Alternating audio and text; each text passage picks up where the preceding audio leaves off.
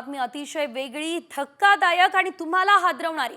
आता असं मी का म्हणतेय, कारण बुलढाण्यामध्ये एक नवीन व्हायरस थैमान घालतोय, टक्कल व्हायरस। हो, टक्कल व्हायरसच, कारण या आजाराने 3 दिवसांमध्ये नागरिकांना टक्कल पडतंय।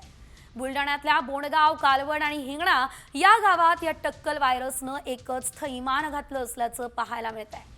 शेकडो लोकांना टक्कल पडलाय। आधी डोक्याला खाज येते, केस गळतायत आणि मग अगदी तिसऱ्याच दिवशी माणसाला टक्कल पडते। विशेष म्हणजे यात महिलांची संख्या लक्षणीय आहे। शॅम्पू वापरल्यानं लोकांना टक्कल पडत असल्याचा दावा काही डॉक्टर्सने केला, मात्र शॅम्पू न वापरणाऱ्या लोकांचेही केस जात आहे आणि असं असल्यानं खळबळ उडाली आहे।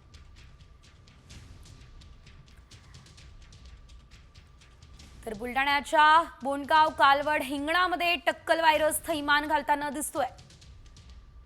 आधी डोक्याला खाज येते, मग केसांची गळती होते आणि तिसऱ्या दिवशी चक्क संपूर्ण टक्कलच पडतं।